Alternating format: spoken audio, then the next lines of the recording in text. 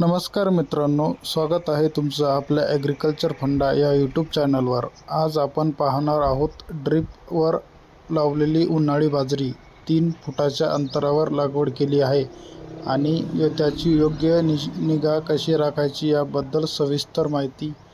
उन्हाळी बाजरी हे कमी पाण्यात येणारे आणि जास्त तापमान सहन करणारे पीक आहे, त्यामुळे ड्रीप पद्धतीने लागवड केल्यास पाण्याची मोठी बचत होते आणि उत्पादनातही वाढ होते। 3 फुटाचे अंतर ठेवल्यामुळे प्रत्येक रोपाला पुरेशी हवा आणि सूर्यप्रकाश मिळतो, त्यामुळे वाढ जोमदार होते, तसेच रोगांचा प्रादुर्भाव कमी होतो। ड्रीपमुळे पाणी थेट मुळांपर्यंत दिले जाते, त्यामुळे तण कमी उगवतात आणि खतांचे कार्यक्षम शोषण होते। लागवडीनंतर पहिल्या 15 ते 20 दिवसात पाण्याचे नियोजन खूप महत्त्वाचे आहे। जमिनीच्या प्रकारानुसार दररोज किंवा एकाआड दिवशी हलके पाणी द्यावे। जमिनीत ओल टिकून राहील याची काळजी घ्यावी। 30 दिवसांनंतर वाढीचा टप्पा सुरू होतो। या काळात नत्रयुक्त खताचे प्रमाण संतुलित द्यावे। ड्रीपमधून विरघळणारी खते दिल्यास अधिक फायदा होतो। तण नियंत्रण वेळेवर करावे, जेणेकरून अन्नद्रव्यांवर स्पर्धा होणार नाही।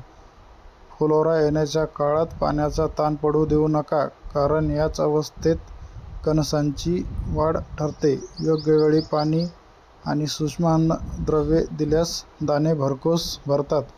उन्हाळ्यात तापमान जास्त असल्यामुळे सकाळी लवकर किंवा संध्याकाळी पाणी देणे फायदेशीर ठरते। कीड रोगावर लक्ष ठेवा, गरज भासल्यास योग्य कीटकनाशकांचा सल्ल्यानुसार वापर करा। 3 फूट अंतराच्या लागवडीमुळे मशागतीसाठी जागा मिळते आणि फवारणी करणे सोपे जाते, त्यामुळे व्यवस्थापन सुलभ होते। योग्य पाणी व्यवस्थापन, संतुलित खत योजना आणि वेळेवर काळजी घेतली तर ड्रीपवरील उन्हाळी बाजरीवर नक्कीच चांगले उत्पादन मिळू शकते। मित्रांनो, अशीच शेतीविषयक उपयुक्त माहिती मिळवण्यासाठी आपल्या ॲग्रिकल्चर फंडा चॅनलला लाईक करा, शेअर करा आणि सबस्क्राईब करायला विसरू नका। धन्यवाद।